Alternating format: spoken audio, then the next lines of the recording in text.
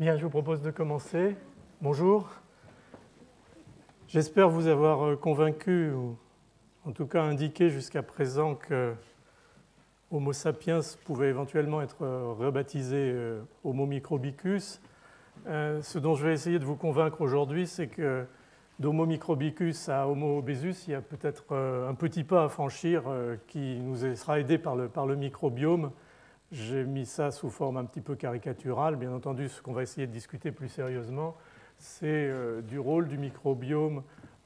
dans son propre métabolisme, si je puis dire, et ce sera pour très largement le thème de notre invité d'aujourd'hui pour le séminaire, qui est le docteur Marion Leclerc, et je la présenterai plus tard. Et puis, bien entendu, le rôle du microbiome dans l'interface avec la situation de nutrition et de métabolisme chez l'homme et bien entendu chez l'animal d'expérience lorsqu'on en vient à une approche analytique. Alors, en deux mots, pour revoir un petit peu rapidement ce qu'on a considéré jusqu'à présent, on s'est pas mal intéressé initialement, disons, aux aspects défensifs, si l'on peut dire, du microbiote et en particulier du microbiote intestinal, le rôle qu'il joue dans la fonction de barrière contre des micro-organismes invasifs, des pathogènes ou des micro-organismes halogènes. On peut aussi, et on l'a vu, considérer la problématique du microbiote sous l'angle immunologique, en particulier dans la maturation du système immunitaire, pris au sens large, à la fois mucosal et systémique, dans le maintien en fait, de cet état de veille du système immunitaire qui est indispensable à la défense contre les micro-organismes. Donc on va s'intéresser cette fois-ci à la partie qui est à droite, là sur la diapositive, qui concerne les fonctions métaboliques de ce microbiote, élargi au terme de microbiome, bien entendu, parce que toutes ces fonctions sont codées par l'ensemble du patrimoine génétique que représentent ces micro-organismes. On a déjà largement parlé de ça.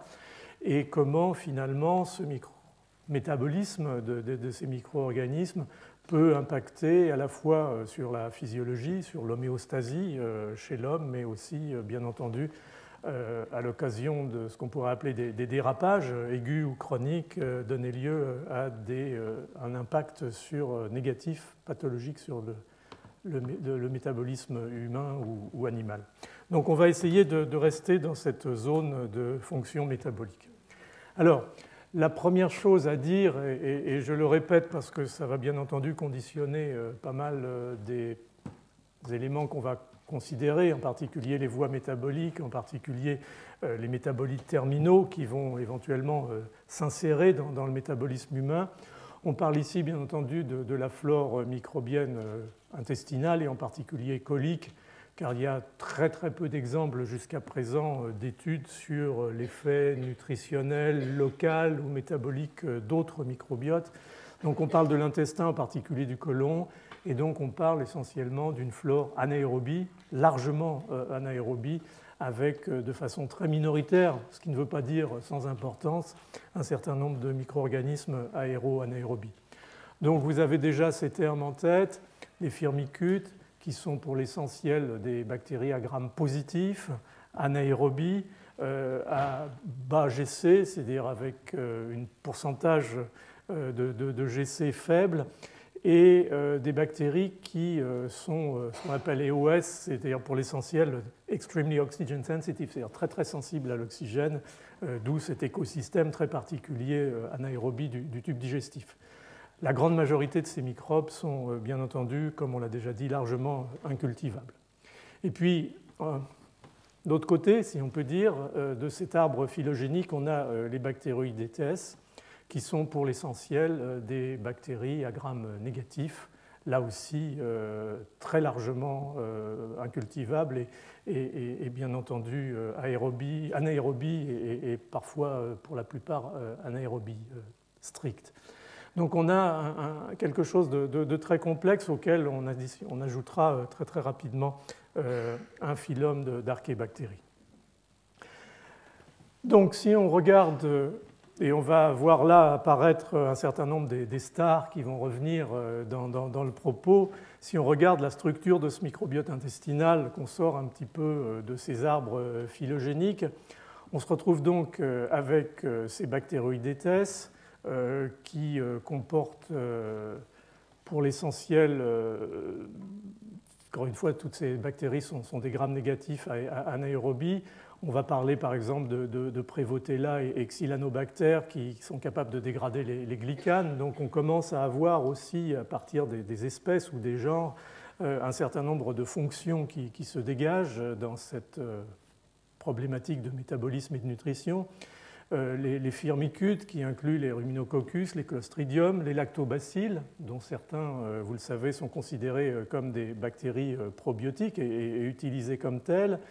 Des eubactéries productrices de butyrate, Faecalibacterium par exemple, ou Roseburia. Donc il y a tout doucement, comme je le disais, des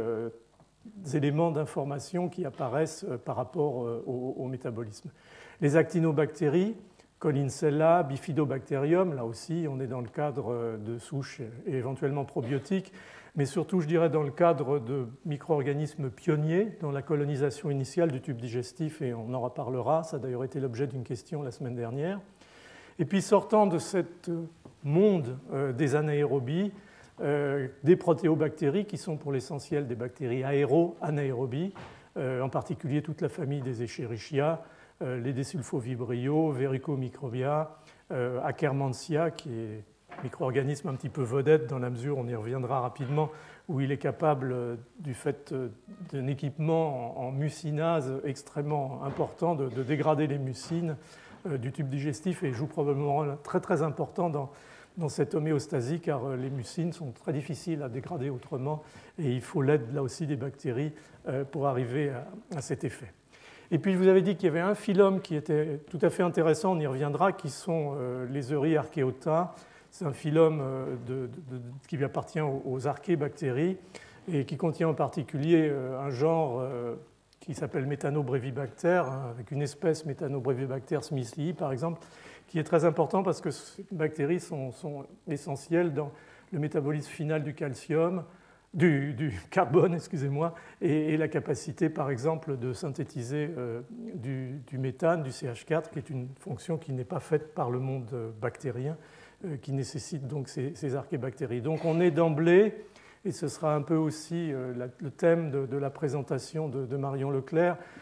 d'ores et déjà dans une notion de symbiose dans la symbiose, comme l'indique son titre, c'est-à-dire d'interaction entre ces micro-organismes qui vont produire certains métabolites qui vont être éventuellement utilisés par d'autres micro-organismes pour produire d'autres métabolites et amener à une chaîne trophique complète dont va éventuellement à ce moment-là profiter l'hôte.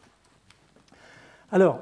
si on regarde ça sous un angle un petit peu distancié et, disons, métagénomique, comme on l'a fait dans la première leçon, ce qu'on peut dire, c'est que la compréhension des rapports entre la structure au sens composition de ce microbiote et ses fonctions est en train de devenir véritablement un domaine clé dans toute cette recherche. Et au fond, quand on analyse la diversité de ces espèces bactériennes, on a jusqu'à présent beaucoup utilisé, je vous avais parlé de toutes ces techniques lors de la première leçon, des séquences qui sont des séquences variables au sein des gènes, donc au sein de l'ADN codant pour les ARN ribosomiaux 16S, en tout cas pour les bactéries. Ça nous donne au fond,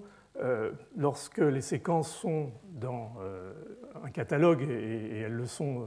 assez largement, ça nous donne une indication en règle générale sur le genre microbien, éventuellement sur l'espèce, mais pas toujours, mais ça ne nous donne qu'un coup de projecteur sur un fragment très important, très limité du génome du micro-organisme en question. Et on sait de plus en plus, même si on connaissait la séquence de ce génome, qu'il y a énormément de variations, ce qu'on appelle les pangénomes, c'est-à-dire qu'au sein d'une même espèce, il peut y avoir jusqu'à 10, 20, 30, 40% de génome qui n'est pas commun avec une autre bactérie de la même espèce. Donc on peut, dans ces conditions-là, passer à côté de gènes, donc de fonctions métaboliques très importantes. Donc si on veut aller plus loin dans l'étude de cette interface entre la structure et la fonction des microbiotes, en particulier intestinales, il faut certainement engager un effort accru au niveau de la génomique, en utilisant le séquençage profond, vous avez eu le séminaire de Dushko-Ehrlich dans la première leçon et vous avez vu la différence et l'importance de ce que peut apporter ce séquençage qui finalement tient compte de l'ensemble de tous les génomes, de tous les micro-organismes présents dans un écosystème donné. Au niveau phénotypique, par l'analyse métabolique de ces consortiums microbiens et en utilisant de plus en plus un peu l'équivalent métabolique de ce qu'on a vu sur le métagénome, ce qu'on appelle la métabolomique, c'est-à-dire l'introduction d'une analyse à haut débit par spectrométrie de masse ou technique apparentée d'un certain nombre de dérivés de métabolites dont on va finalement, à partir de la cartographie, éventuellement reconstituer des voies métaboliques ou voir comment les choses évoluent dans des conditions que l'on fait éventuellement expérimentalement variées ou qui varient du fait de conditions auxquelles est exposé l'écosystème.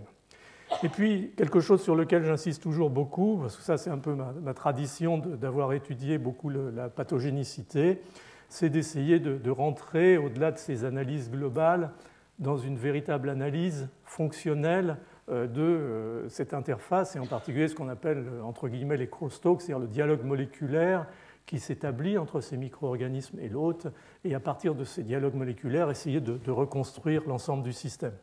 Donc, comme vous le voyez, il y a du pain sur la planche, si on peut dire, et je vais essayer d'avancer un tout petit peu dans ces différents aspects en vous montrant un certain nombre d'exemples. Mais avant de rentrer véritablement dans les aspects strictement métaboliques, même si, comme vous allez le voir, il y a dans tout ça beaucoup de métabolisme, j'aurais voulu revenir rapidement, et comme je disais, ça a été l'objet d'une question la semaine dernière, donc je ne pouvais pas ne pas revenir là-dessus, sur, au fond, l'établissement du microbiote. Alors, ce que vous savez sans doute, parce que c'est écrit partout, c'est que le fœtus, dans la poche amniotique, est dans une situation stérile. Il est bien entendu en communication via le placenta avec le système vasculaire de la mère. On peut tout de même imaginer qu'il y ait là deux portes d'entrée possibles pour des micro-organismes. Une porte d'entrée via le placenta, certains microbes traversent le placenta, on le sait, même par exemple des virus pathogènes comme le cytomégalovirus, le virus de la rubéole, mais pourquoi pas des bactéries. Et puis deuxièmement, bien entendu, il y a cette autre porte d'entrée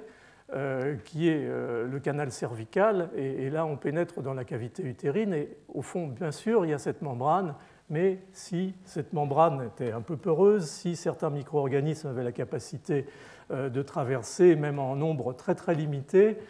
est-ce qu'au fond, cette stérilité dont on parle, elle n'est pas un petit peu virtuelle, ou est-ce que c'est une réalité intrinsèque et indispensable au développement harmonieux de ce bébé? On commence tout doucement. Encore une fois, du fait que la microbiologie classique est souvent difficile à réaliser, les micro-organismes dans ces situations-là sont probablement, s'ils sont là, peu nombreux, soumis à des défenses immunitaires relativement puissantes, en particulier des molécules comme le complément, et donc ont beaucoup de mal à redémarrer, si l'on peut dire, lorsqu'on veut les cultiver au laboratoire. Au fond, le coup de projecteur que donne l'analyse moléculaire, et en particulier l'amplification, comme c'est fait dans les analyses sur la base de l'ARN ribosomal 16S, donne finalement l'opportunité de voir s'il n'y a pas quand même, malgré tout, des micro-organismes, et si cette chose-là peut être validée et ensuite mise dans un contexte. Donc il y a là un vrai travail intéressant, d'autant que,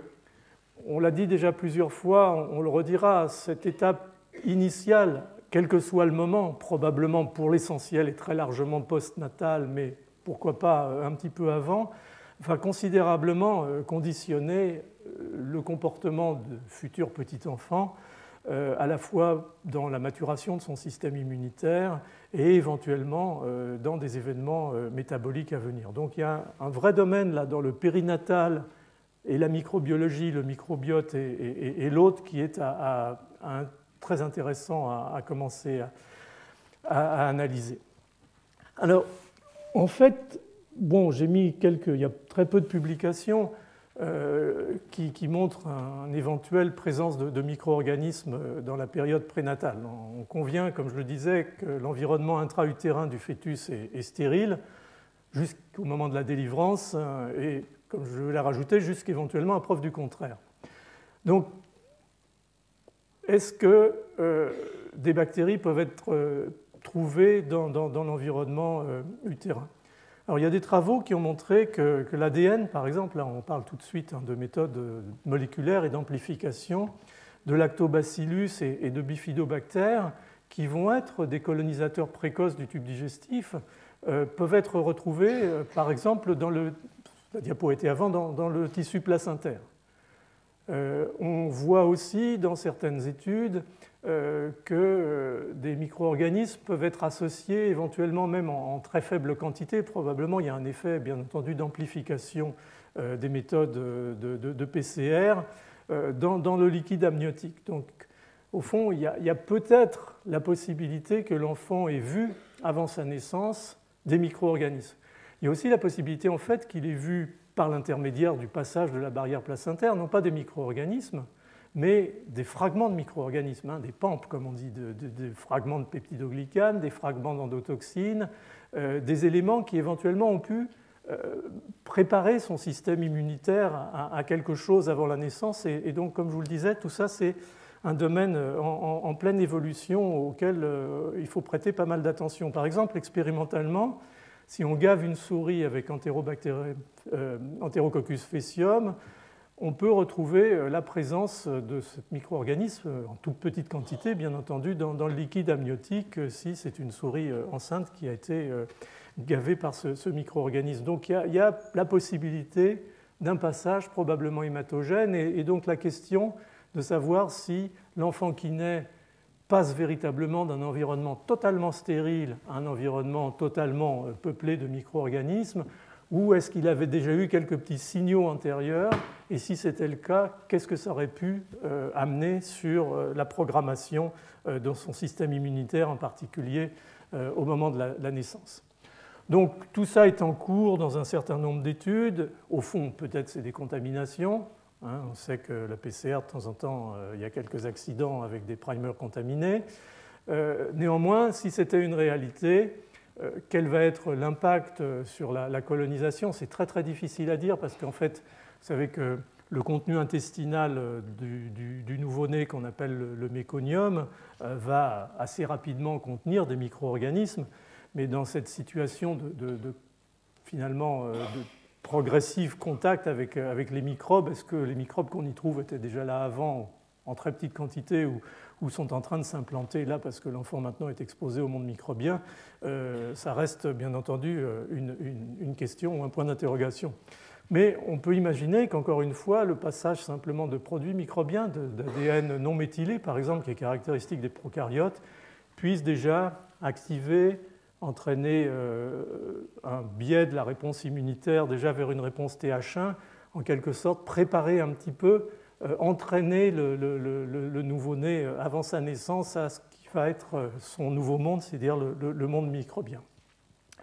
Donc tout ça, encore une fois, est en cours de réflexion et de mise en point expérimentale, en sachant néanmoins que par exemple, dans le modèle murin, le placenta de la souris est sans doute pas un très bon reflet de la complexité, de la masse et des systèmes et des niveaux de protection qu'apporte le placenta humain. Mais bon, tout ça, c'est la limitation, bien entendu, des modèles expérimentaux.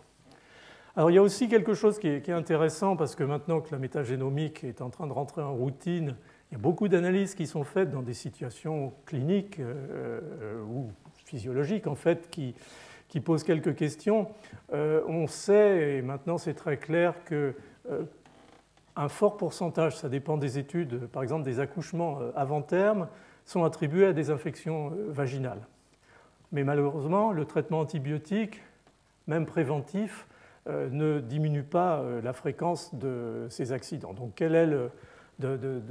l'accouchement avant terme? Donc quel est véritablement le rôle du processus infectieux? Ce n'est pas très bien connu, mais des études commencent à montrer qu'effectivement, certains profils, c'est-à-dire qu'on ne parle plus d'un seul micro-organisme, mais certains profils de micro-organismes seraient, dans certaines populations, plus associés à des accouchements avant terme, et qu'inversement, certaines qu'on considérait comme des infections, comme les vaginoses, par exemple, à ce clostridium qui s'appelle BVA-B3, sont plutôt associées à des accouchements à terme par rapport au reste de la population contrôle qui a accouché avant terme. Donc il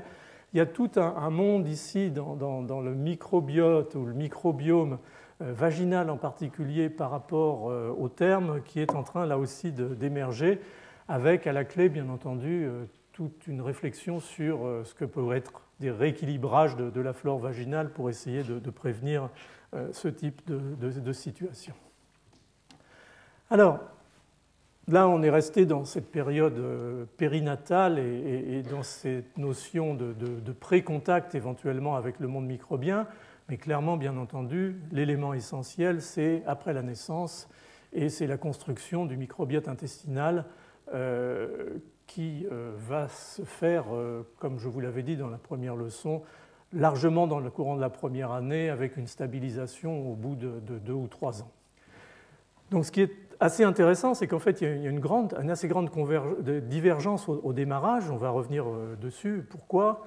mais dans cette année de vie, dans cette première année de vie, il y a des phénomènes de pression probablement qui ont à voir encore une fois avec la coévolution vers un rapprochement de la flore vers ce que sera ensuite la flore adulte. Alors, comment ça se présente? D'abord, on a une colonisation très précoce par des espèces anaérobies facultatives, essentiellement en particulier les Escherichia, Escherichia coli et autres entérobactéries. Et au fond, peut-être, dès que ces espèces ont consommé l'oxygène qui est présent dans le tube digestif, les conditions vont être créées pour que des bactéries anaérobies puissent commencer à s'implanter. Et une des premières à s'implanter, parmi d'autres, mais quand même de façon relativement majoritaire à ce stade, ce sont les membres du genre des Bifidobacterium, avec aussi des Clostridium, des Bacteroides, des Ruminococcus. La liste est longue, mais Bifidobacterium émerge un peu comme une espèce de constante dans tout ça. Ce qui est intéressant aussi, c'est que, et je vous en avais parlé, je pense que j'ai une diapositive tout de suite après, on est dans ce système de succession écologique, c'est-à-dire que des bactéries pionnières, donc qui s'implantent les premières au niveau de l'intestin, vont non seulement, bien entendu, occuper la niche, éventuellement la défendre, mais aussi changer les conditions de l'environnement, non seulement en termes métaboliques, mais aussi en termes d'expression par les cellules d'un certain nombre de récepteurs. Et ça, c'est le très joli travail qui avait été fait par le groupe de Jeff Gordon dès 1996, qui a consisté à montrer qu'une bactérie modèle qui s'appelle Bacteroides theta iota micron a la capacité, lorsqu'elle colonise l'intestin, d'entraîner l'expression d'enzymes des cellules épithéliales intestinales, en particulier de fucosyltransférases, qui vont amener à l'enrichissement des motifs de glycosylation des protéines du glycocalyx et du mucus, donc des mucines, un enrichissement en motifs glycosylés qui vont de facto créer un environnement favorable à l'implantation, à la colonisation, à l'adhésion d'autres micro-organismes, soit parce qu'ils consomment du fucose, soit parce qu'ils ont besoin de ces récepteurs fucosylés pour aller s'associer aux mucines ou à la surface de l'épithélium. Et on peut imaginer que par vagues successives, au fond, ces motifs de glycosylation vont maturer sous la pression de ces micro-organismes et enrichir la palette d'opportunités pour les micro-organismes successivement s'implanter et commencer finalement ce programme de construction de la flore microbienne de ce très jeune enfant. Alors, un micro-organisme particulier sur lequel je viens déjà d'insister, c'est Bifidobacterium. Alors, Bifidobacterium, il y en a au moins 6 espèces qui sont retrouvées dans cette étape précoce, là, dans la première année de la vie de l'enfant. C'est écrit là, je ne vais pas rentrer dans les détails. C'est un bacille à gramme positif qui porte bien son nom, puisque, comme vous le voyez, il est bifide à une extrémité. ce qui est d'ailleurs une énigme pour les gens qui s'intéressent à la construction du mur bactérien. Il est proche des actinomycètes, c'est donc un anaérobie strict, et qui a des propriétés, on en entendra sûrement reparler, de fermentation hétérolactique, c'est-à-dire qu'il fermente l'acide lactique associé à de l'acétate, en prenant un chantre qu'on appelle le chantre des pentoses phosphates. Donc, je voudrais qu'on sorte tout de suite de la notion classique que vous avez de la fermentation, ou qu'on a les uns et les autres de la fermentation, qui est que la fermentation est un processus biologique qui aboutit tout naturellement à la formation de lactate. Le monde microbien est bien plus sophistiqué, bien plus compliqué que ça, et non seulement il va nous produire, par exemple, dans le cas de ce bifidobacterium du lactate, mais aussi de l'acétate. Et tout ça, c'est une diversification qui va amener en fait des métabolites de nature différente qui vont pouvoir être utilisés, ensuite engrangés par l'hôte dans des voies métaboliques différentes et dans des fonctions éventuellement différentes. Alors pourquoi ce micro-organisme est-il aussi prédominant dans la phase précoce? Est-ce que ses propriétés biologiques peuvent l'expliquer? Pour l'instant, ce n'est pas clair du tout. Est-ce que ça a à voir du fait de sa facilitation d'absorption du lactose dans la protection de l'hôte contre l'intolérance au lactose lorsque la lactase va commencer à diminuer au niveau de l'apex des cellules intestinales? Les questions sont posées et il y a là certainement typiquement le type de situation dont je parlais au tout début, c'est-à-dire tout ça est à modéliser, tout ça est à comprendre à la fois dans les interactions microbe-microbe et bien entendu dans les interactions microbe-hôte. Alors, quels sont en fait dans ces phases précoces les paramètres de variabilité de ce microbiote intestinal qui est en train de se constituer? Il y a bien entendu, et ça a été très largement démontré, et c'est intuitivement assez évident, la voie d'accouchement. C'est-à-dire que l'accouchement vaginal va favoriser l'implantation initiale parce que c'est ce qu'au fond l'enfant va rencontrer d'emblée au moment du passage de la filière vaginale, au moment de la délivrance. Il va rencontrer très largement des lactobacillus puisque c'est la flore dominante à plus de 90% du vagin. Et donc sa flore initiale va être très enrichie d'emblée en lactobacillus, éventuellement dans des micro-organismes qu'on appelle des Prevotella ou des Snathia. S'il est accouché par césarienne, c'est-à-dire a priori dans des conditions chirurgicales de stérilité, ce qu'on voit généralement, c'est que la flore initiale est assez dominée par des micro-organismes qui ressemblent aux micro-organismes de la flore cutanée, en particulier des propionibactéries et des staphylocoques, Staphylococcus epidermidis ou des corinébactéries. Donc clairement, il y a un biais initial qui est lié aux voies d'accouchement. Elle dépend aussi du mode d'alimentation du nourrisson. Là, c'est aussi quelque chose d'assez intuitivement évident. Il y a des différences significatives de flore qui sont vues selon que le nourrisson est nourri au sein, nourri au biberon. Le rôle, bien entendu, de l'alimentation au sein est très très important dans cet apport de bifidobacterium, de lactobacilles qui semble assez essentiel à la bonne santé de la muqueuse initiale pour que puisse se faire le processus de colonisation ultérieure dans de bonnes conditions. Elle dépend aussi bien entendu du niveau d'hygiène et ça pose des questions dont on reparlera la semaine prochaine sur les dysbioses concernant finalement l'impact d'un déséquilibre microbien extrêmement précoce qui s'installerait chez l'enfant et c'est une problématique qui se pose bien entendu dans les régions ou dans les pays en voie de développement mais aussi éventuellement dans nos régions malheureusement, mais ça on n'a pas le temps de rentrer là-dedans, on en reparlera. La grande question finalement encore une fois c'est partant de cette diversité initiale que l'enfant encore une fois soit délivré par voie vaginale ou par césarienne, qu'il soit nourri au sein ou au biberon,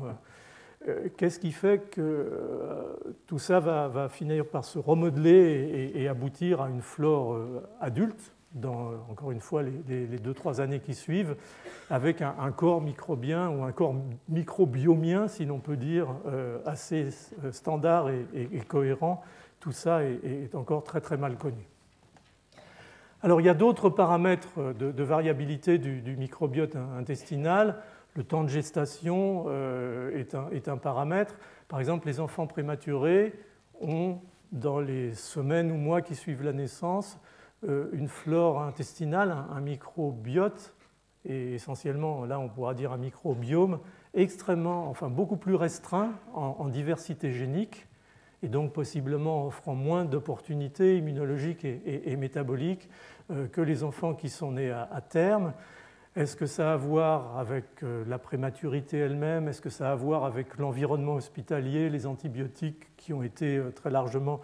utilisés à un moment ou un autre, peut-être chez ces enfants, là où les études ont été faites, c'était des enfants très prématurés. Tout ça est encore une fois, j'allais dire en gestation, mais ce n'est pas un jeu de mots très intelligent, en réflexion. Ce qui est intéressant, c'est que tout de même, ces enfants, en particulier ces grands prémas, ont des flores intestinales qui sont assez riches en entérobactéries et en entérocoques, et donc des flores qui sont, au fond, possiblement relativement agressives du fait de la nature de ces micro-organismes. Donc, on reviendra au fur et à mesure, mais ce terme, cette notion de diversité génique, vous l'aviez entendu de toute façon d'ores et déjà par Duško, Ehrlich le premier jour, est quelque chose d'essentiel probablement dans la mise en place de cette homéostasie et disons du fonctionnement harmonieux du système. Alors dans ces paramètres d'équilibre et d'enrichissement progressif en certaines espèces, il est clair que le lait, et en particulier, bien entendu, pour ce qui nous concerne, le lait maternel, va jouer un rôle extrêmement important dans cette phase d'enrichissement en espèces de micro-organismes. Par exemple, Bifidobacterium longum a plusieurs gènes ou opérons qui sont dédiés au métabolisme de... Le lait maternel est caractérisé, humain en tout cas, est caractérisé par la présence de petits polyosides qu'on peut considérer maintenant ce qu'on appelle des prébiotiques, c'est-à-dire des petits sucres qui sont capables d'être métabolisés par certaines populations bactériennes et utilisés par certaines populations bactériennes. Et donc, c'est la présence de ces HMO, comme on les appelle, va permettre à certaines espèces bactériennes de s'implanter plus qu'à d'autres. Et donc, il y a dans le lait des composantes métaboliques qui sont clairement d'emblée impliquées dans la programmation de l'enrichissement et de la construction de cette flore. Je vous ai mis un peu tous les éléments là et les références bibliographiques pour celles et ceux qui sont intéressés. Alors, le dernier point que je voulais mentionner, mais on y reviendra la prochaine fois, ce sont les antibiotiques, dans la mesure où l'appauvrissement précoce de cette flore par un traitement antibiotique, par ailleurs indispensable pour une infection chez cet enfant, une pneumonie ou autre, va pouvoir à terme, lorsque les choses auront été étudiées en détail, donner lieu à des réflexions sur, au fond, quel peut être l'impact de ces traitements antibiotiques par l'intermédiaire justement de la réduction de la diversité de la flore. Je vous donne juste à ce stade une étude qui a montré que, par exemple, la diminution de la diversité phylogénique du microbiote intestinal du nouveau-né ou du nourrisson ayant subi un traitement antibiotique était corrélée, différence n'était pas énorme, mais tout de même, à une plus grande fréquence de survenue d'un sepsis néonatal lorsque l'enfant était prématuré. Donc il y a toute une médecine, encore une fois, j'en ai déjà parlé, qui émerge où le paramètre microbiote va rentrer dans l'équation au même titre que d'autres éléments comme, encore une fois ici, un pathogène, les antibiotiques nécessaires à traiter ce pathogène et, disons, l'hôte lui-même comme étant l'intégrateur global de ces différents paramètres. Donc il y a encore une fois, autour de la période de la naissance et dans les semaines et mois qui suivent, un domaine qui est tout à fait fascinant dans l'importance que va jouer le microbiote, le microbiome et sa construction ou son insuffisance de construction. Alors, ce que je voulais vous dire à ce stade, c'est que, au fond, on a fait jusqu'à présent, et c'était indispensable parce qu'il fallait établir, voir ce qu'était le terrain véritablement, des grandes études génomiques et métagénomiques qui ont peut-être quelque part masqué ou en tout cas mis de côté, parce qu'il fallait se dédier initialement à ça, des éléments qui sont plus des éléments mécanistiques et individuels entre, au fond, un micro-organisme donné et un autre. On s'est un peu intéressé comment dire en anglais, au big picture, et on a peut-être un tout petit peu initialement perdu de vue ce qu'étaient finalement les éléments qui allaient permettre en termes moléculaires cet établissement de ces micro-organismes. Donc comment ces éléments sont reliés à la notion de nutrition,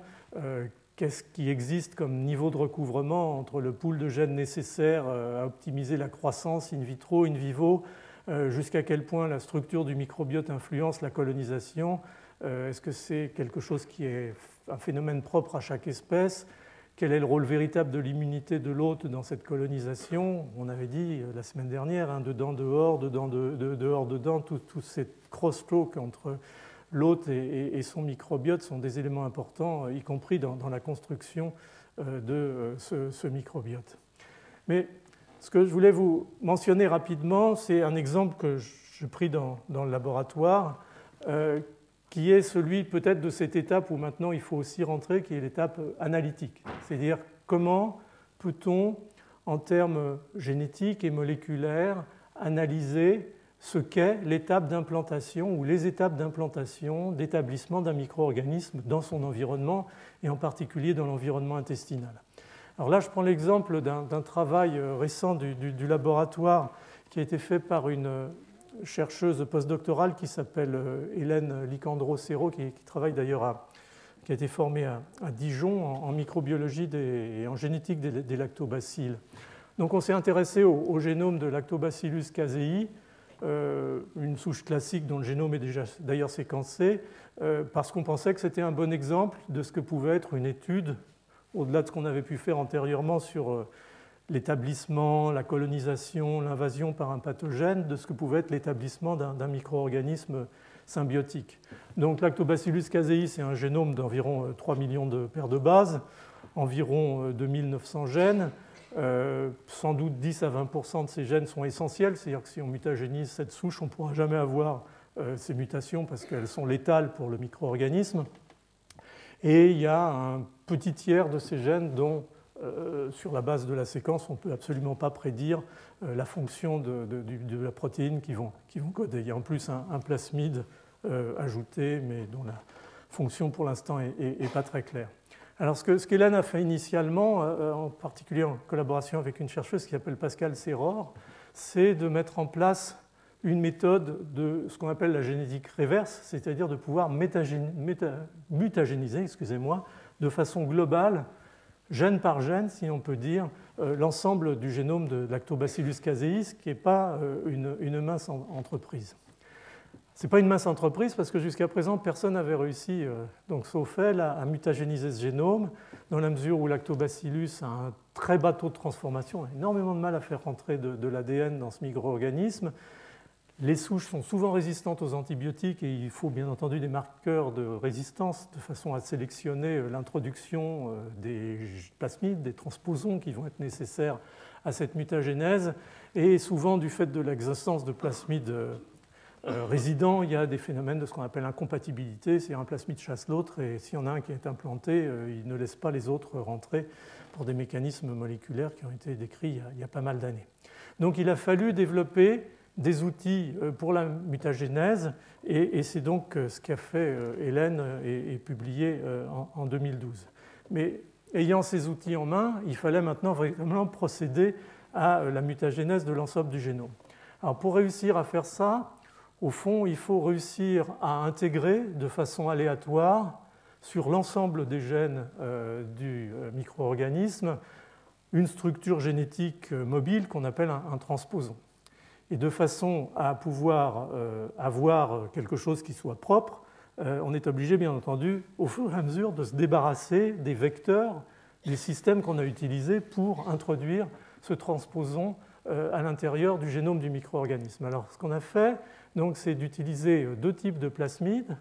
L'un qui s'appelle PVI 129, qui en fait contient simplement une transposase, c'est-à-dire un système qui va permettre au système transposon qu'on va introduire dans un deuxième temps d'aller s'intégrer à l'intérieur du génome, et encore une fois, si possible, on l'espère, de façon aléatoire. Et puis, le système de transposition lui-même, qui est PVI 110, qui en fait est un système qui permet d'intégrer avec des séquences répétitives, ici droite et gauche, un gène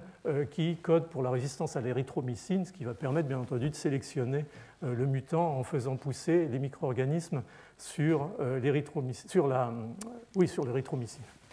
Donc première étape, faire rentrer ce plasmide qui va permettre d'exprimer la transposase, sachant que ce plasmide est un plasmide instable et qu'on fera ensuite des cycles de multiplication du micro-organisme pour s'en débarrasser. Il a son propre marqueur de résistance, le chloramphénicol, donc on sait que si la souche a perdu le chloramphénicol, le plasmide est parti, on est obligé de le vérifier, mais tout de même. Et deuxièmement, une fois la transposase étant exprimée, on va pouvoir faire rentrer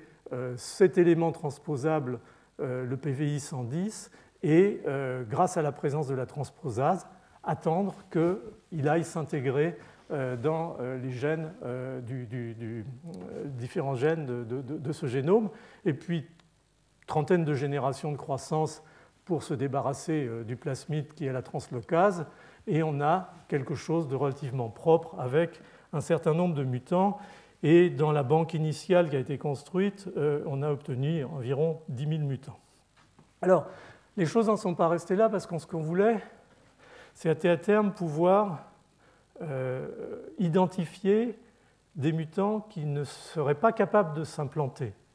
dans cet écosystème intestinal sur lequel on voulait étudier l'établissement de Lactobacillus casei. Et ça, c'est très difficile parce que autant on peut sélectionner un mutant qui gagne une fonction, parce qu'il va émerger au milieu des autres grâce à cette fonction, autant il est très difficile d'identifier un mutant qui a perdu une fonction, parce qu'il va rester en permanence noyé dans le bruit de fond des bactéries sauvages ou des autres mutants. Donc on a adapté, enfin en tout cas Hélène a adapté pour faire ça, une technique qu'on appelle Signature Tag Mutagenesis, c'est-à-dire qu'elle a généré une batterie de ces transposons PWI 110,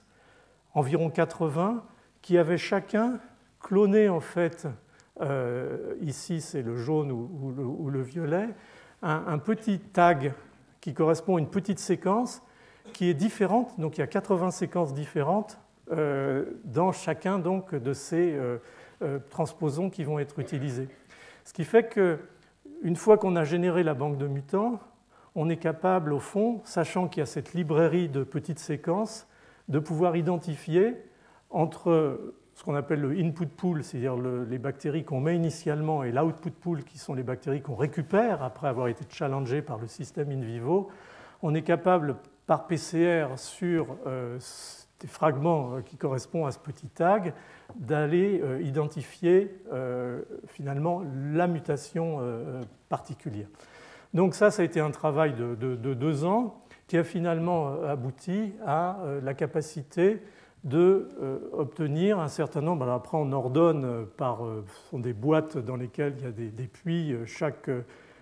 puits est un mutant avec un tag différent. Et on va finalement, boîte par boîte, 80 par 80 multiplié par un facteur 100 ou 1000, qui est le nombre de bactéries qu'on y met pour chaque mutant, avoir une représentation de l'ensemble de cette librairie et de pouvoir la challenger. Et ensuite, à la sortie, on fait la PCR et on regarde s'il y a amplification, s'il n'y a pas amplification. Si amplification, c'est que le mutant est toujours là, donc il a survécu, qu'il s'est implanté correctement. S'il n'apparaît pas, après survérification une deuxième fois, c'est qu'il est disparu et donc que la mutation était dans un gène essentiel à l'implantation. Donc on a fait ça dans un modèle dense de lapin. C'est la souris, pour des raisons sur lesquelles je n'ai pas le temps de rentrer, aurait donné trop de pertes stochastiques de ces mutants. Donc chaque code couleur ici correspond à un mutant différent et une boîte correspond à ce qu'on met à challenger dans une anse. Et donc, encore une fois, on sort et on identifie. Alors, on a globalement fabriqué une banque de 10 000 mutants environ, qui ont tous été séquencés à la Génopole de l'Institut Pasteur, donc un par un, ce qui était du boulot, par une étudiante qui travaille avec Hélène, c'est une autre Hélène qui s'appelle Hélène Skornek. Et donc, on a pu finalement ensuite éditer cette librairie de mutants et garder environ 1200 mutants qui étaient tous des mutants individuels dans un gène particulier avec en plus quelques mutations qui étaient dans des zones intergéniques. Et donc à partir de cette banque de 1200 mutants qu'on a pu tester de façon rigoureuse avec cette méthode STM, on a pu sortir finalement un certain nombre de micro-organismes mutés qui étaient incapables de s'établir correctement à l'intérieur de cet écosystème qu'on leur avait imposé. Alors la bonne nouvelle, c'était en particulier, vous voyez les gènes, c'est en bleu et les mutations, c'est en rouge. On a mutagénisé une grosse partie du génome. Encore une fois, on a loupé bien entendu les gènes vitaux, les gènes essentiels, mais ça c'est comme ça, hein, c'est par définition. Et la répartition est relativement homogène, c'est-à-dire qu'il n'y a pas ce qu'on appelle des hotspots, c'est-à-dire des zones où le transposon irait systématiquement s'intégrer. On a véritablement quelque chose qui est assez homogène et la répartition des transposons est assez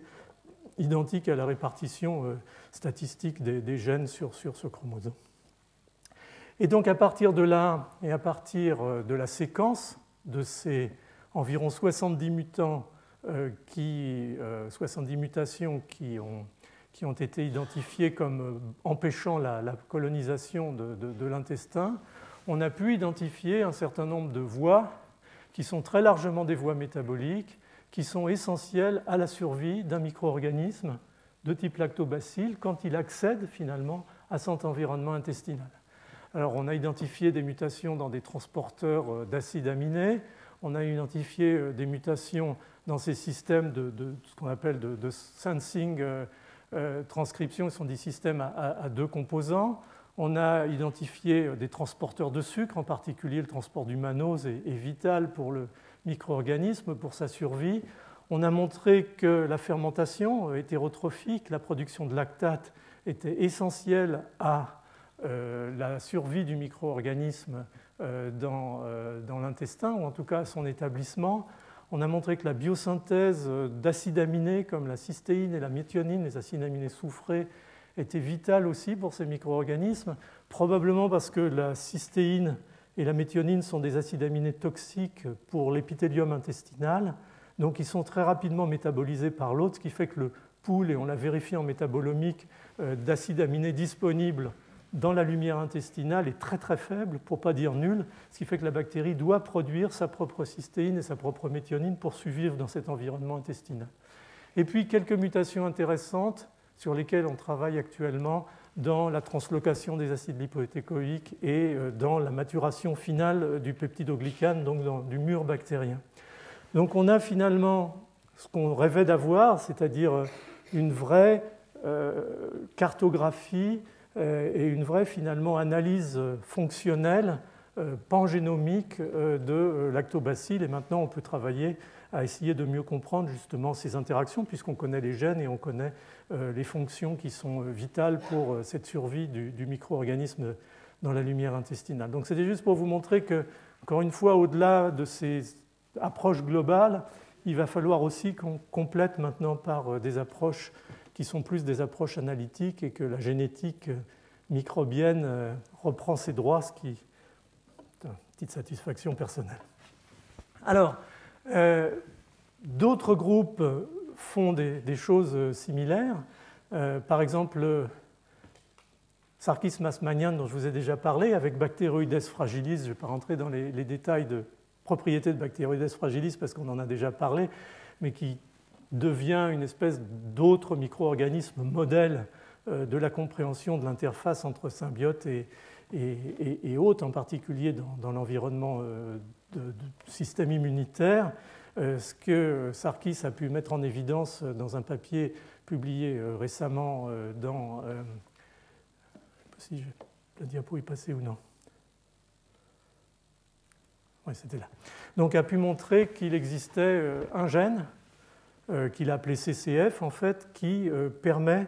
à Bacteroides fragilis, dans un environnement de souris axénique, donc sans micro-organismes, d'aller coloniser la crypte intestinale. Et ils sont en train d'essayer de comprendre quelle est la fonction de ce gène. Donc on peut regarder les choses de manière globale, mais on peut aussi commencer à les regarder avec l'aide de la génétique pour des niches écologiques très particulières au sein de la niche intestinale. Et en particulier, comme vous le savez, la crypte est un lieu qui est important, encore une fois, puisque de la crypte dépend la régénération épithéliale. Donc, beaucoup de travaux commencent à émerger sur la possibilité d'analyser cette capacité de s'établir et de coloniser le tube digestif. Alors, une autre question qui est essentielle, et puis on finira dans la deuxième partie sur, bien entendu, le métabolisme à proprement parler et son interface avec l'hôte, c'est que le régime alimentaire, même si on pensait initialement que ces flores, ces microbiotes étaient extrêmement résilients en cas de modification et qu'il faille pas mal de temps pour que les choses changent, on s'aperçoit de plus en plus, en tout cas dans les modèles expérimentaux, chez des souris gnotobiotiques par exemple, qu'on colonise avec une flore humaine, une flore complexe s'établit qui va permettre effectivement de regarder dans ce système un peu humanisé, si l'on peut dire, ce que des différences de régime alimentaire, par exemple, peuvent apporter à l'équilibre de ce microbiote. Passage d'un régime pauvre en graisse, par exemple, régime végétal, à un régime riche en graisse et en protéines, en carbohydrates, enfin ce que représente par exemple une alimentation occidentale contemporaine. Tout ça sont des biais environnementaux qu'on impose à ces flores pour voir quel est leur degré de résilience ou de modification. Et on voit effectivement des modifications qui accompagnent ces changements de régime, avec bien entendu des enrichissements dans des populations microbiennes dont la fonction biologique est de prendre en compte des éléments riches en fibres végétales, par exemple, ou inversement des éléments riches en graisse, lipase versus cellulase et des choses comme ça. Donc il y a toute une biologie qui est en train de se mettre en place pour analyser l'impact de l'alimentation, on a déjà parlé du lait tout à l'heure, sur cet équilibre et cette diversité des flores. Alors, ce qui vaut pour la souris, même humanisée, est-ce que ça vaut véritablement pour l'homme? Ça nécessite bien entendu des études extrêmement complexes avec énormément de facteurs confondants. Une façon dont un groupe italien, en particulier le groupe de Duccio Cavalieri, a fonctionné, c'est de prendre vraiment deux populations d'enfants totalement différentes, une population d'enfants vivant en Italie et une population d'enfants vivant en Afrique, dans un environnement rural. Donc deux régimes différents. En Afrique, un régime très riche en polyosides végétaux et en Italie, bien entendu, des régimes que vous pouvez imaginer dans un pays occidental, et une évidence de différence très nette entre les flores, avec un enrichissement donc, de bactéroïdes et en particulier de capacité par Prevotella et Xylanobacter d'hydrolyser et de dégrader les sucres végétaux complexes. Et de l'autre côté, chez les Italiens, un marqueur intéressant qui était la présence beaucoup plus importante d'entérobactéries, en particulier d'Escherichia. Donc il y a un début d'analyse en fait, de correspondance qui se fait et qui commence à avoir du sens entre le type alimentaire et l'impact que ça a sur les équilibres des flores en présence. Alors, donc la deuxième partie de cette présentation, ce sera vraiment de rentrer sur les fonctions digestives et métaboliques de cet organe microbiote dont on a déjà parlé.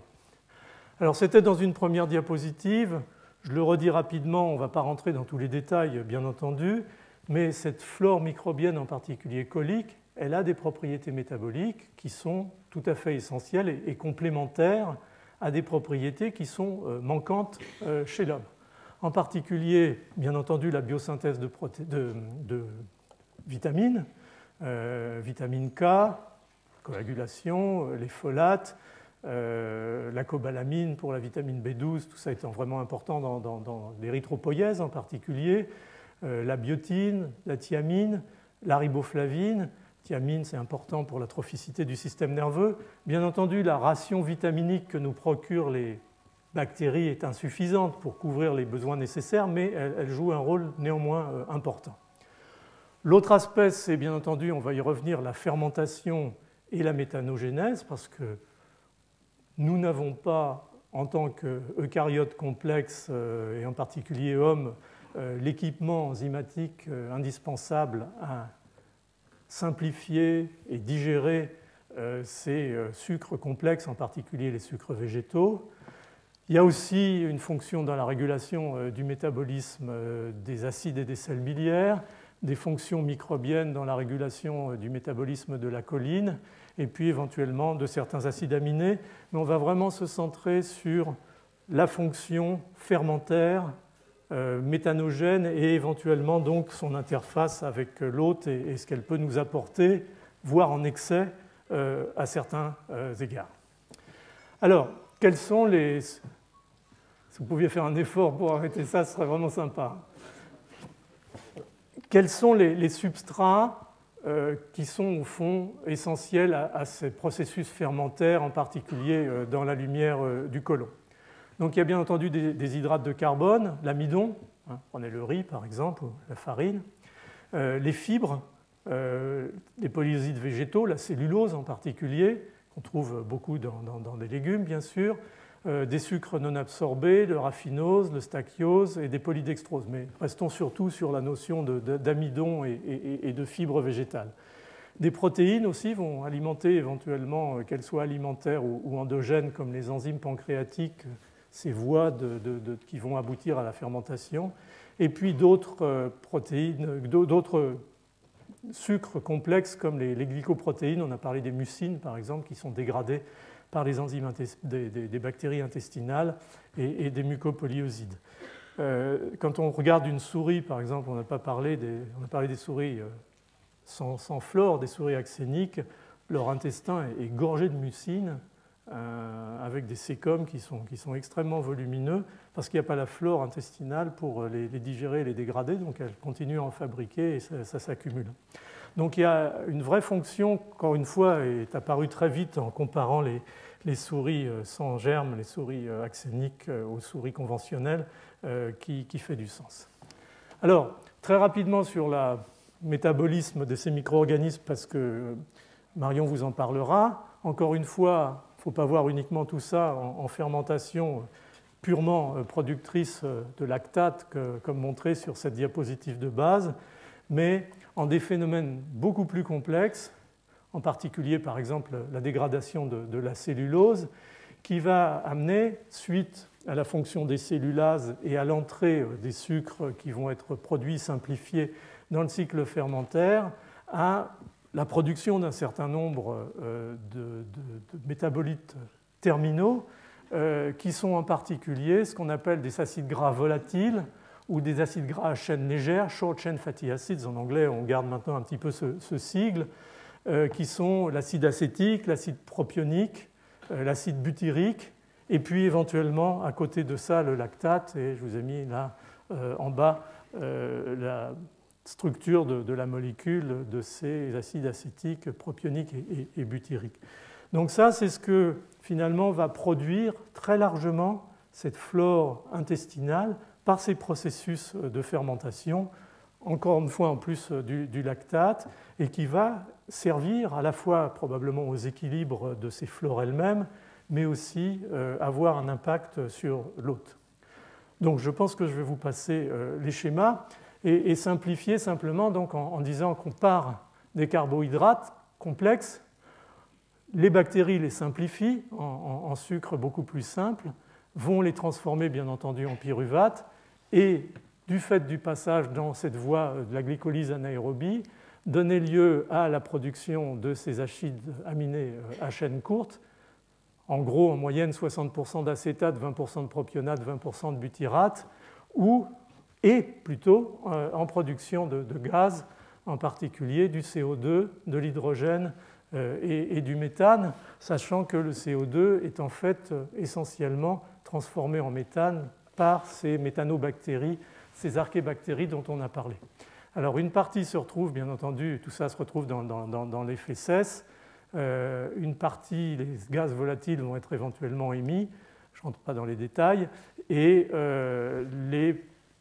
acides gras à chaîne légère vont être bien entendu absorbés du fait de leur petite taille et du fait que c'est un nutriment extrêmement attendu par les cellules eucaryotes et introduit dans le cycle de l'hôte. Alors ça juste, mais je pense que Marion, dont ça a été d'ailleurs au départ une de ses activités, vous parlera peut-être même rapidement des archébactéries. Vous savez que c'est en fait un lignage qui est prokaryote mais indépendant des bactéries, avec des communautés avec les bactéries et avec des communautés avec les eucaryotes, en particulier un certain nombre de gènes codants pour des enzymes sont plus proches d'enzymes eucaryotes que d'enzymes prokaryotes. C'est donc un phylum à part de micro-organismes anaérobies dont certains vont avoir la capacité de fabriquer, encore une fois, à partir du CO2, par exemple, en présence d'hydrogène, du méthane et de l'eau. Et c'est une des façons de finaliser finalement le cycle de dégradation des sucres en pompant, si je puis dire, le carbone sous forme de CO2 et en le transformant en méthane. Donc on a un vrai écosystème complexe, symbiotique, complémentaire, qui va permettre à la limite de finaliser complètement la dégradation de ces produits, de ces sucres. Alors ce qui est intéressant, c'est que on considère que plus de la moitié des substances hydrocarbonées, enfin des hydrates de carbone qui sont consommés comme source d'énergie par les cellules de l'épithélium colique, par les colonocytes, en fait correspondent à des acides gras à chaîne légère et en particulier à du butyrate. Et des travaux ont montré qu'en fait chez la souris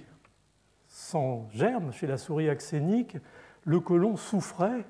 et en fait les cellules, les colonocytes, privés de leur carburant, finalement privés de leur acide butyrique, sont dans une situation de carence alimentaire et déclenchent par le biais d'un senseur qui s'appelle mTOR un processus d'autophagie qui est vraiment un processus de protection cellulaire et de survie cellulaire en réponse à finalement cette diète à laquelle est soumise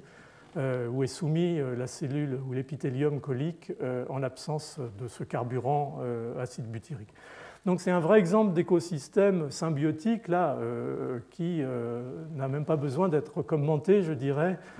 compte tenu de son évidence. Alors, ce qui est intéressant, c'est de voir qu'au-delà de cette espèce de, si je puis dire, de symbiose de proximité entre butyrate produit par les bactéries anaérobies et cellules épithéliales intestinales, il y a de plus en plus l'évidence que ces substances qui sont très diffusibles peuvent avoir éventuellement un effet à distance, un effet physiologique, mais aussi éventuellement à terme la possibilité d'un effet pathologique. Donc le microbiote, comme on l'a dit, intestinal métabolise les aliments ingérés par l'hôte et inversement, bien entendu, le métabolisme microbien peut être converti par l'hôte. Et des différences importantes, comme je vous l'ai mis ici, sont observées au niveau des produits du métabolisme intestinal, par exemple de souris axéniques, en comparaison de souris conventionnelles. Quand on fait une étude métabolomique, c'est-à-dire un profil des métabolites terminaux de tous ces micro-organismes, et de l'autre, tout est mélangé, c'est encore une fois de la spectro de masse à haut débit, on voit des différences majeures entre le profil métabolique retrouvé dans les selles d'un animal sans germe, d'un animal traité par antibiotiques et d'un animal conventionnel. Et ces effets, en fait, ne sont pas uniquement confinés aux selles. Si on traite un rat par une combinaison d'antibiotiques, par exemple pénicilline et streptomycine, on voit des changements de profil métabolique importants dans les selles, mais on trouve aussi des modifications dans les urines, ce qui veut dire qu'il y a eu circulation des produits. Il n'y a aucune raison que ça passe directement de l'intestin, bien entendu, aux voies urinaires. Il faut que ce soit passé dans le sang à un moment ou à un autre. Donc il y a un vrai effet métabolique potentiel à distance, systémique, de ces produits microbiens qui commence à intéresser beaucoup de monde parce que le butyrate, par exemple, est suspecté, on en reparlera le dernier jour, d'être important après la naissance dans les phases très précoces de maturation de la barrière hémato-encéphalique, par exemple. Ça, ce serait plutôt un aspect physiologique. Sur le plan pathologique, on pense que ces substances ont éventuellement un effet négatif sur les plaques d'athérome en activant en fait des processus de modification des lipides et éventuellement en introduisant une composante de prolifération accélérée des cellules endothéliales qui vont enrichir la plaque d'athérome et de facto augmenter sa taille. Le rôle dans l'inflammation aussi est quelque chose qui est en train d'être envisagé par des senseurs intracellulaires comme les PIPAR. Donc toute cette gamme finalement de réactifs de petits poids moléculaires, donc très diffusibles et très susceptibles de se disperser dans l'organisme, commence à intéresser beaucoup en termes d'impact possible, non pas des choses qui ont à voir avec des changements massifs dans la physiologie ou dans le métabolisme, mais à des niveaux d'ajustement qui vont, dans l'insuffisance ou dans l'excès, entraîner tout de même à terme des conséquences. Alors, pour venir sur l'aspect véritablement nutritionnel et métabolique, encore une fois, comme pour le système immunitaire, ce sont vraiment les animaux axéniques, en particulier les souris, mais aussi les rats, qui ont mis un peu la puce à l'oreille, si on peut dire, c'est un troisième animal, qui sur véritablement le rôle de cette flore dans ce secteur. Par exemple, tout le monde savait que les souris axéniques avaient un poids, en règle générale, à l'âge adulte inférieur de 30% en comparaison des souris conventionnelles, et qu'elles nécessitaient de ce fait une ration alimentaire supplémentaire de façon à s'équilibrer avec les souris conventionnelles. Elles présentent un développement vasculaire insuffisant, on l'a déjà dit, des activités enzymatiques digestives qui sont réduites. Il y a une vraie pression du microbiote, non seulement sur la maturation du système immunitaire, mais aussi sur la maturation, la différenciation terminale des cellules épithéliales et en particulier des entérocytes. Et puis, comme on le voit quand on dissèque ces souris axéniques, elles ont une paroi intestinale qui est extrêmement fragile, très peu épaisse,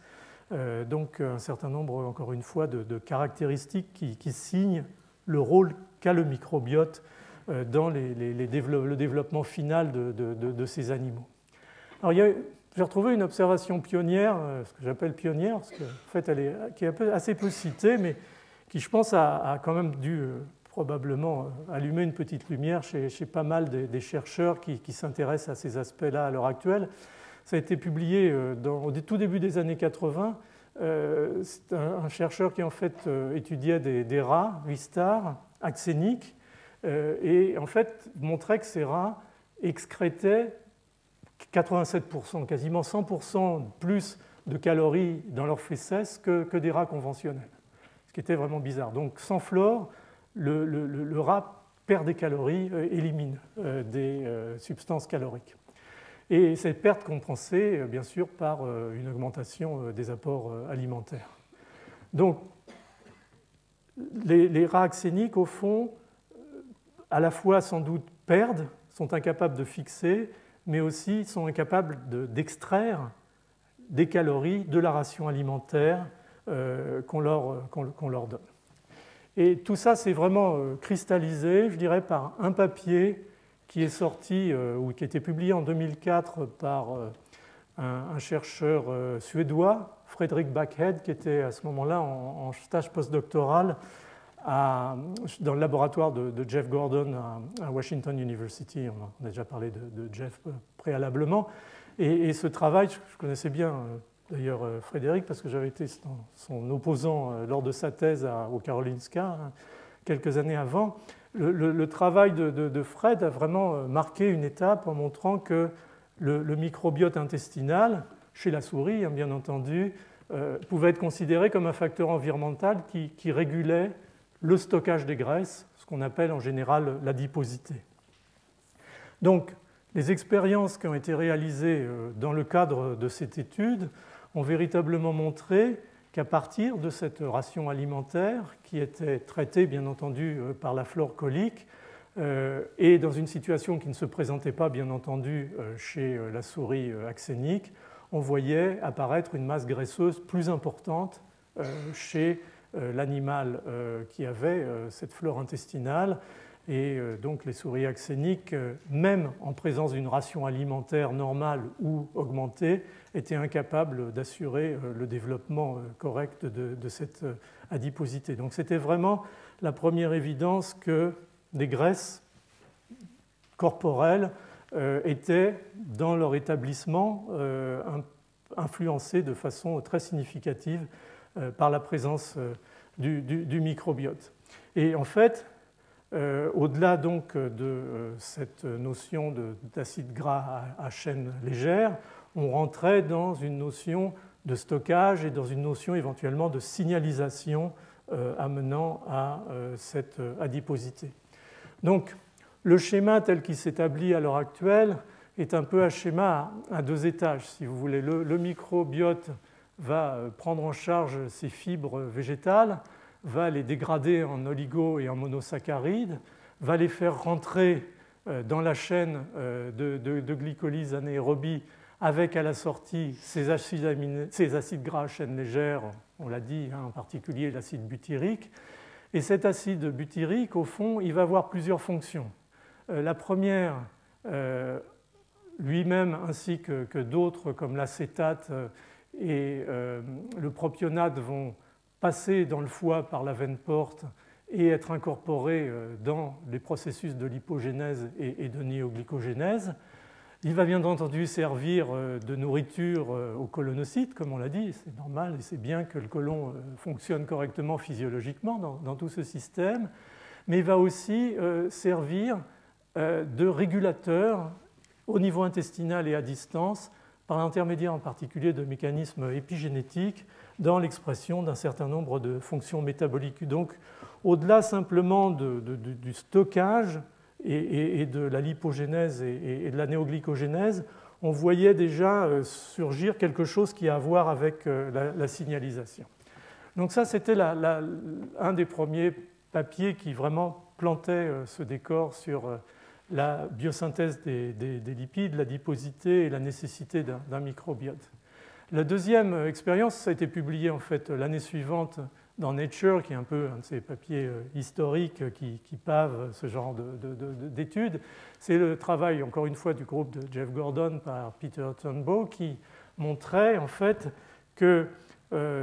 l'expérience est tellement simple que c'en est désespérant, que si vous prenez par exemple la flore d'une souris obèse, certaines souris sont obèses, vous voyez, par rapport à ce qu'on appelle une souris mince ici, qui est une souris normale, obèse parce qu'elles ont une mutation dans le gène de la leptine, qui, vous savez, est le gène de la satiété. Donc elles mangent, elles mangent, elles mangent. Et mangeant, elles établissent probablement une flore intestinale un petit peu particulière. Et lorsque cette flore intestinale de ces souris obèses était transplantée à des souris minces, à des souris normales, les souris minces se mettaient à grossir et devenaient pas aussi obèses que celles-là, mais certainement montraient une augmentation de poids très très importante. Donc il y avait là, dans l'essence de cette expérience, l'évidence qu'une flore sélectionnée dans un environnement obèse était capable de transférer l'obésité à une souris ayant une flore normale, conventionnelle et alimentée de façon normale. Donc de là naissait, on peut le résumer rapidement, vous pourrez relire éventuellement sur le fichier, la notion que la souris obèse présentait ou présente une flore intestinale qui a une capacité d'extraction calorique, probablement induite par la richesse de l'alimentation qui a amené à sélectionner un certain nombre d'espèces bactériennes qui peuvent le faire, donc une capacité d'extraction calorique induite qui va transférer chez un animal normal, donc mince, lui procurer cette capacité supplémentaire de métabolisation, d'extraction supplémentaire et probablement plus complète de sa ration alimentaire, et va lui amener bien entendu cette capacité de grossir telle que c'était montré dans toutes ces expériences. Et là, au fond, quand on a dit ça, le grand point d'interrogation, c'est au fond quels sont les micro-organismes, quelle est la nature de ce déséquilibre qui fait que cette flore obèse va transférer l'obésité à une souris mince. Donc ça, c'était vraiment l'expérience Princeps. Et puis, dans des systèmes différents, dans des contextes différents, ont été montrés ultérieurement, plus récemment, par exemple, que les souris TLR5, qui n'ont pas la capacité de perception de la flagelline, qui est donc un des marqueurs microbiens, on en a déjà parlé, deviennent obèses, probablement parce que cette incapacité de répondre aux bactéries via le sensing de la flagelline entraîne une situation d'inflammation mal contrôlée qui va faire que la flore va se modifier et va, en particulier par sa perte de diversité, par l'enrichissement d'un certain nombre de micro-organismes, acquérir des capacités supplémentaires d'extraction calorique et donc entraîner ce phénomène d'obésité. Donc on est de plus en plus dans cette notion qu'au fond, le microbiote, son rôle là-dedans, c'est bien entendu pas de causer l'obésité. Pour que l'obésité soit causée, il faut qu'il y ait une relation alimentaire en amont qui soit déséquilibrée, trop riche en graisse en particulier, trop riche en protéines par rapport à sa richesse en fibres végétales.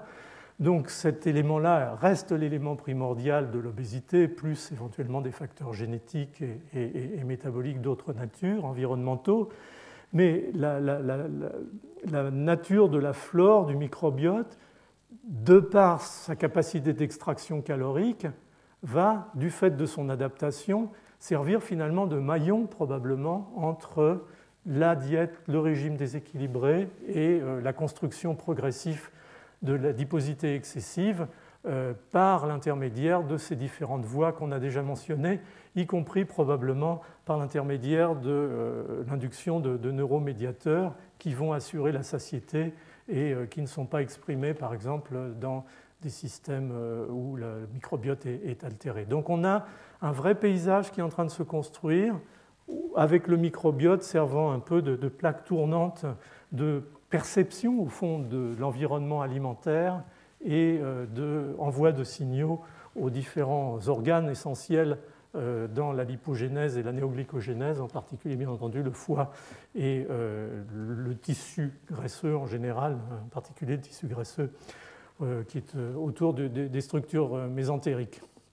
Alors la question à $1 million ou d'euros, c'est au fond tous ces travaux qui ont été faits chez la souris, qui sont tout à fait convaincants, publiés dans les meilleurs journaux et confirmés sous une forme ou sous une autre. Est-ce que ces données sont valables chez l'homme? Est-ce qu'on peut finalement aller de la souris à l'homme sans se poser trop de questions? Alors pour l'instant, les études qui ont été faites sur la structure des microbiotes ou des microbiomes humains en rapport avec la situation d'obésité ou de non-obésité ne sont pas, je dirais, totalement claires, mais ça dépend à quel degré de clarté on s'adresse. Si on veut savoir quels sont les micro-organismes qui sont indispensables à cette chaîne qui va vers l'augmentation de l'adiposité, il est clair qu'on n'a pas encore d'informations très nettes. Par contre, ce qu'on sait, et j'en dirai juste un mot en terminant dans quelques minutes, c'est que la diversité de la flore, une fois de plus, est sans doute un élément important de la caractéristique des situations d'individus minces et que ce qui apparaît très clairement en dehors de très souvent une baisse des firmicutes, une augmentation des bactéroïdes, mais il y a des études qui montrent le contraire. Ce qui apparaît très clairement, c'est que obésité et restriction, réduction de la diversité du microbiome, donc du nombre de gènes disponibles, vont assez bien ensemble. Alors la dernière partie, en gros, c'est cette histoire d'extraction calorique par la flore intestinale, en relais finalement entre l'alimentation et le régime alimentaire et le métabolisme de l'hôte. Est-ce que c'est la cause unique de l'obésité dans ses excès, bien entendu, parce qu'on a vu aussi que ça avait un intérêt physiologique indiscutable, ou est-ce qu'il y a éventuellement d'autres paramètres? Et le deuxième paramètre que je voulais voir avec vous rapidement, c'est celui de, je l'ai mis un peu de façon provocative, obésité et maladie inflammatoire chronique. Et en fait, ce qu'on voit, c'est que souvent l'obésité en fait, n'est pas isolée, elle peut s'inscrire chez certains individus dans un tableau beaucoup plus complexe, qui est un tableau de ce qu'on appelle le syndrome métabolique, c'est-à-dire qu'outre l'obésité, il y a des désordres de l'homéostasie du glucose, une augmentation de la glycémie à jeun, donc les signes de survenue d'un diabète de type 2. La caractéristique de tout ça, physiopathologiquement, étant la résistance à l'insuline. Donc plus on résiste à l'insuline, moins on a l'anabolisme de l'insuline, plus on mange de sucre, plus on grossit. Et puis des désordres de l'homéostasie des lipides, des dyslipidémies, et donc toutes les complications cardiovasculaires qui vont avec, y compris des complications hépatiques avec une stéatose et éventuellement à terme une altération très importante des fonctions hépatiques. Donc c'est parfois quelque chose de plus global et qui ressemble un petit peu à ce qu'on peut voir dans certaines pathologies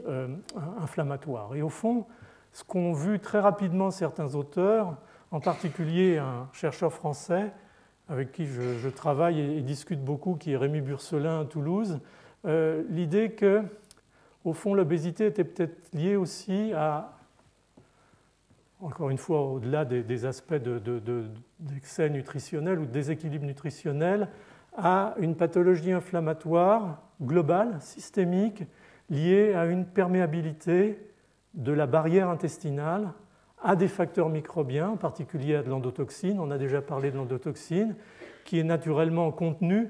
dans la lumière intestinale et qui, même en toute petite quantité, passant dans la circulation, créerait ce qu'on appelle une endotoxinémie métabolique ou physiologique, qui va avoir bien entendu un impact sur les tissus à distance, y compris sur le foie, sur les tissus gras, graisseux et éventuellement sur d'autres organes, en particulier sur le système cardiovasculaire. Et il s'est donc construit peu à peu un modèle dans lequel probablement le régime déséquilibré, en particulier l'excès de graisse, altère la fonction de barrière de l'épithélium intestinal, pas de façon majeure bien entendu, mais petitement, mais de façon très chronique, et va amener ce filtrage d'endotoxines et voire d'autres produits microbiens qui vont être bien tolérés globalement au jour le jour, mais qui vont peu à peu changer le niveau d'ajustage des systèmes de régulation, à la fois du système immunitaire, donc une espèce de pathologie inflammatoire chronique, et en même temps d'un certain nombre de systèmes impliqués dans la régulation globale du métabolisme. Et un travail, enfin des travaux se sont accumulés au niveau expérimental ces temps derniers, auquel d'ailleurs j'ai eu le plaisir de collaborer avec Rémi Burcelin, mais un travail, je dirais, très joli et très encourageant sur la compréhension de ces processus a été publié il y a un petit moment maintenant, mais qui montrait qu'en fait, dans une cohorte d'environ plus de 3000 sujets qui étaient suivis régulièrement pour la survenue, au fond, dans leur vie, d'un diabète de type 2, d'une obésité, enfin, toutes les complications qu'on a mentionnées antérieurement. En fait, le seul biomarqueur précoce qui permettait d'anticiper sur la survenue de ces désordres métaboliques, c'était la présence de ce qu'on appelle, encore une fois maintenant, une endotoxinémie métabolique, c'est-à-dire que cette endotoxine circulante qu'on peut repérer soit directement en la dosant, ce qui n'est pas toujours facile, soit en repérant le matériel bactérien qui s'y associe, parce qu'il y a aussi de l'ADN qui circule, qui marque en fait la translocation de ces bactéries ou de ces produits bactériens à travers la barrière intestinale qui fuit en fait un tout petit peu. Tout ça montrait en fait que le seul biomarqueur qui permettait d'anticiper la survenue de ce type de pathologie, c'était une endotoxémie de faible niveau mais chronique. Et de là, un certain nombre de travaux qui commencent à essayer de corréler ça avec les flores intestinales telles qu'elles sont. Faecalibacterium prausnitzii, par exemple, qui est une bactérie connue pour ses propriétés anti-inflammatoires, qui est absente, par exemple, chez les patients qui ont une maladie de Crohn, semble éventuellement, quand elle est présente dans les selles, dans le microbiote, avoir un rôle qui pourrait atténuer ce phénomène d'altération de la barrière épithéliale et du passage. Donc il y a toute une notion maintenant de, encore une fois, obésité, maladie inflammatoire, qui aurait à voir avec, dépendant du régime et dépendant des déséquilibres du régime, un dysfonctionnement des mécanismes moléculaires qui assurent l'étanchéité de la barrière intestinale, encore une fois pas majeur, mais suffisant pour que des produits bactériens puissent passer, en particulier de l'endotoxine, et qu'au fond, la circulation de l'endotoxine, même à bas niveau, même si au jour le jour elle n'est pas notable dans des perceptions de symptômes particuliers, va peu à peu construire cette situation d'inflammation encore un peu physiologique, mais déjà commençant à être aussi pathologique, et tous les désordres, tous les problèmes de signalisation que ça peut impliquer. Donc je ne rentre pas dans les détails, tout ça est sur les diapositives résumées et synthétisées si vous voulez les avoir, mais il y a donc cette notion au fond qu'on est dans un système double, à double détente, le côté excès d'extraction d'énergie par le microbiote probablement induit par le déséquilibre de la flore, et d'un autre côté la notion d'inflammation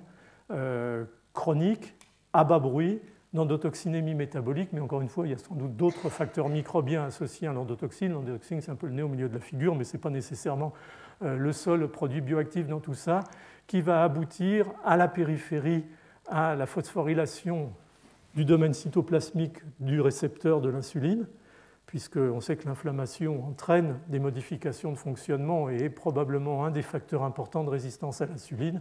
et que donc cette incapacité de répondre à l'insuline va amener à l'engagement de ces processus finalement de lipogénèse excessive, d'intolérance au glucose, de diabète. Donc on est dans un vrai nouveau concept là qui vient complémenter le premier, les deux ne sont pas du tout antagonistes, qui est celui qu'au fond, en particulier dans le tissu graisseux, la présence de cellules inflammatoires, de macrophages, va, en déconnectant la sensibilité à l'insuline, entraîner un dysfonctionnement de la lipogénèse et une accumulation de graisse de façon non contrôlée.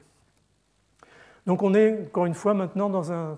espèce de vision de l'obésité complexe, restant centrée bien entendu sur la nutrition, sur l'alimentation, compliquée éventuellement par des différences génétiques entre les individus, mais surtout ce nouveau bloc qui est apparu dans la physiopathologie, qui est centré à la fois sur les capacités d'extraction calorique de la flore et sur la possibilité, encore une fois, de troubles de la barrière intestinale et d'inflammation entraînant la résistance à l'insuline. Alors, dernier point qui sont un peu les nouvelles frontières qu'on étudie d'ailleurs dans le laboratoire avec une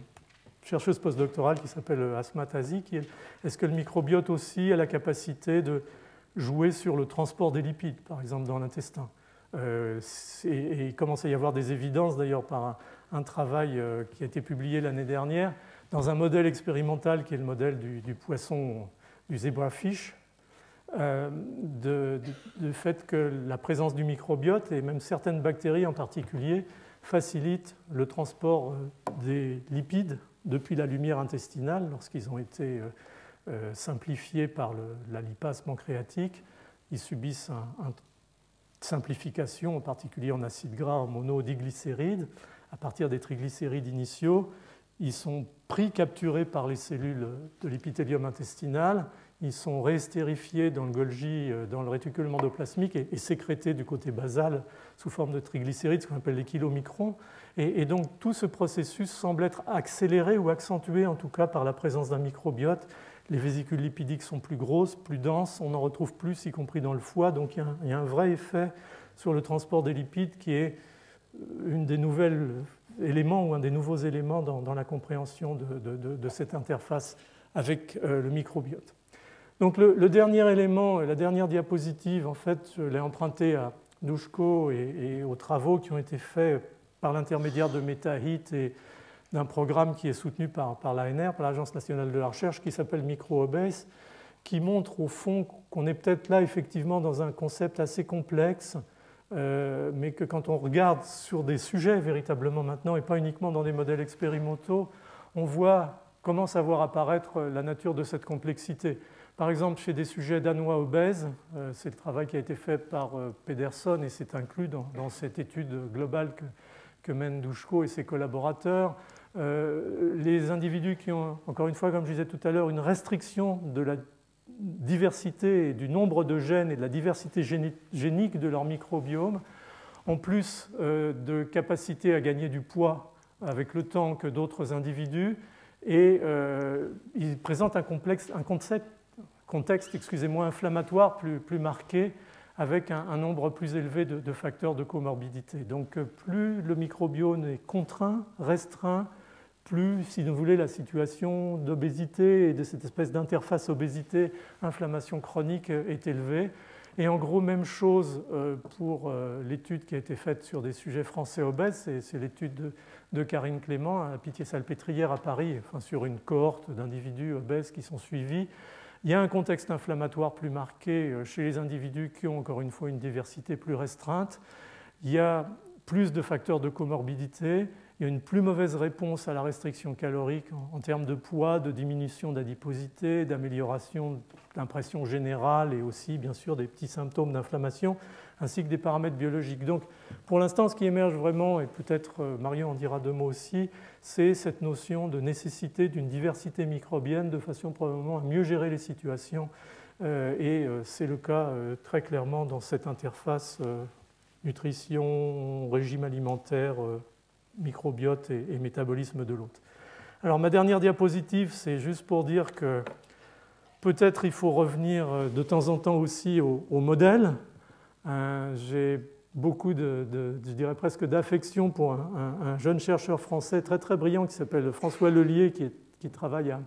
à Lyon, qui est un généticien de la drosophile. Et au fond, vous savez, on a déjà souvent parlé dans ces cours que les modèles simplifiés, on vient juste de parler du poisson, peuvent apporter des informations importantes, même concernant les mammifères, dans la mesure où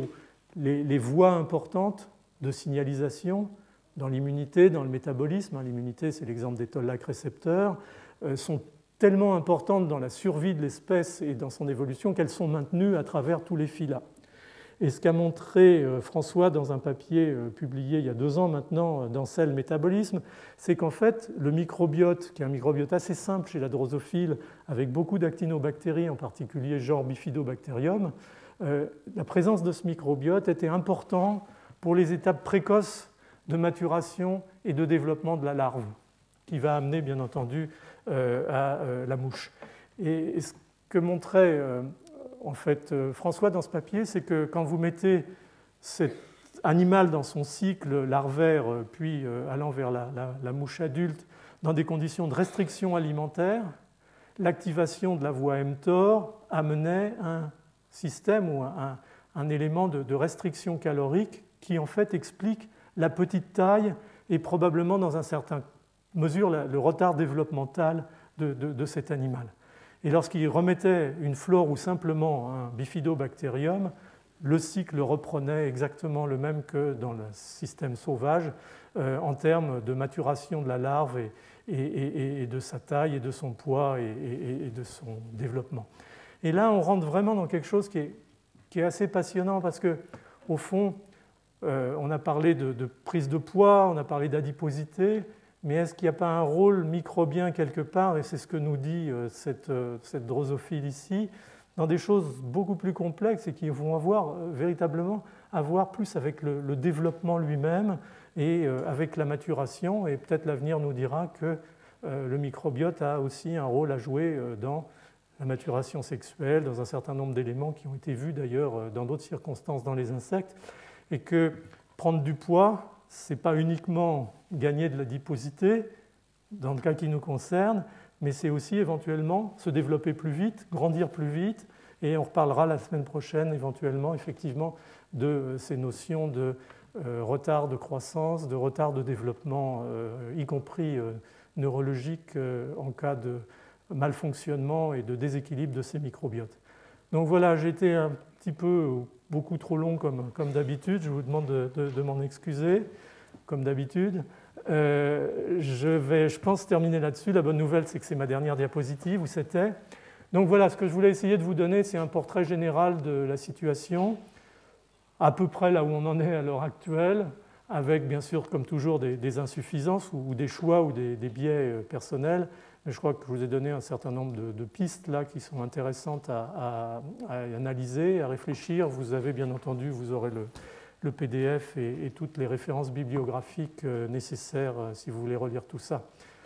Voilà, merci infiniment.